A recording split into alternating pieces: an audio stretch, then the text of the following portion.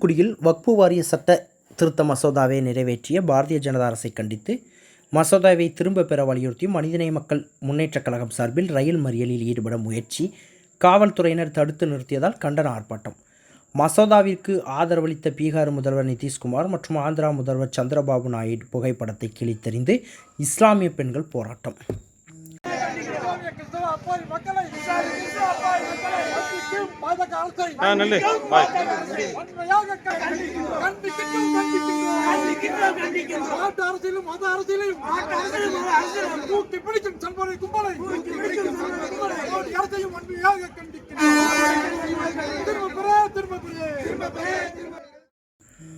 மத்திய பாரத ஜனதா அரசு கொண்டு வந்துள்ள வக்ஃபு வாரிய திருத்த சட்ட மசோதாவை கண்டித்து நாடு முழுவதும் இஸ்லாமிய அமைப்புகள் மற்றும் எதிர்க்கட்சிகள் பல்வேறு ஜனநாயக அமைப்புகள் போராட்டம் நடத்தி வருகின்றனர்.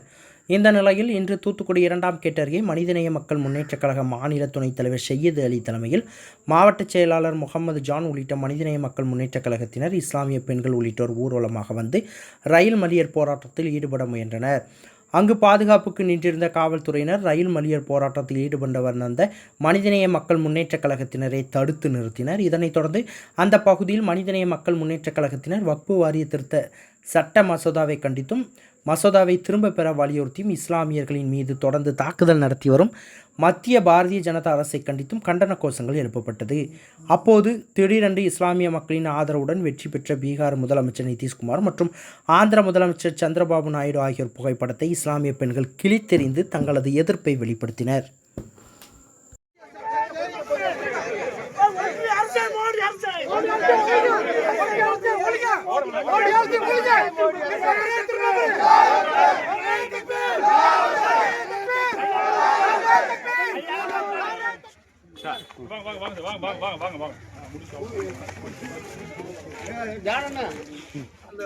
அந்த வக்ஃபு வாரிய சட்டத்தை நாங்க ஒருபோதும் ஏற்றுக்கொள்ள மாட்டோம்.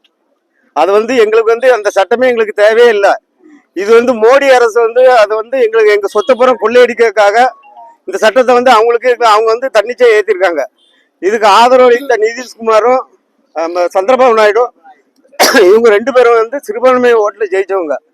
இவங்களை நாங்க வன்மையா கண்டிக்கிறோம். இந்த சட்டத்தை வாபஸ் வாங்க வரைக்கும் நாங்க ஒரு நாள் பின்வாங்கவே மாட்டோம். திருப்பேரால் ஆரம்பிக்கிறேன்.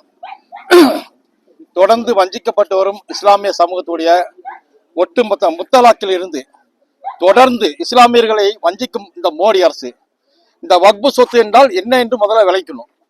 எங்களுடைய முன்னோர்கள் இந்த மண்ணில் இந்த மக்களுக்கு பின்னால பள்ளிவாசல்கள் கபர்ஸ்தான் இடங்கள் இல்லாமல் போய்விடக்கூடாதுன்னு சொல்லி வக்ஃபு செய்யப்பட்ட சொத்துக்கள். இது யாருடைய அப்பன் வீட்டு சொத்து கிடையாது. இது எங்களுடைய சொத்து.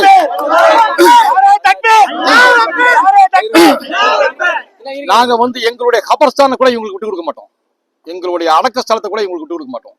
இன்னைக்கு நேரத்தில் பல ஜென்மங்களாக நம்ம மக்களுக்காக இஸ்லாமிய மக்கள் பிற்காலத்தில் கஷ்டப்படக்கூடாதுங்களுக்காக எங்களுடைய ஆலயங்களுக்கும் எங்களுடைய கபர்ஸ்தான்களுக்கும் எங்களுடைய முன்னோர்கள் அவர்களுடைய சொத்து போக மீதி சொத்துக்களை ஃபுல்லா வக்ஃபு செய்தார்கள்.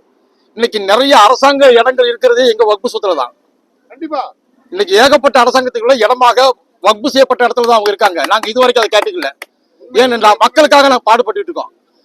இன்னைக்கு சுதந்திர பாடத்துக்கு ஒரு கிள்ளு கீரை கூட எடுத்து போனாத இந்த பிஜேபி சன் பரிவார் கும்பல்கள் இன்னைக்கு எங்களுடைய சொத்துக்களை அபகரிக்க பாக்குறாங்க. இன்னைக்கு சுதந்திர பாடத்துல 96,000 முஸ்லிம்கள் உயிரிழந்திருக்காங்க. ஒட்டு மொத்தமாக 63,000 முஸ்லிம்கள் இறந்திருக்காங்க. மீதி மக்கள் மற்ற மக்கள்கள் சீக்கியர்கள், பஞ்சாபியர்கள், தலித்துகள் இவர்கள் இறந்திருக்காங்க. இதில் 2 பக்கம் முஸ்லீம் தான் மரணிச்சிருக்காங்க. ஒவ்வொரு இமாம்களையும் ஒவ்வொரு புளிய மரத்துல கெட்டி தொங்க விட்டுருக்காங்க 15 கிலோமீட்டருக்கு. எங்க தியாகத்தை பத்தி இவங்களுக்கு என்ன தெரியும்?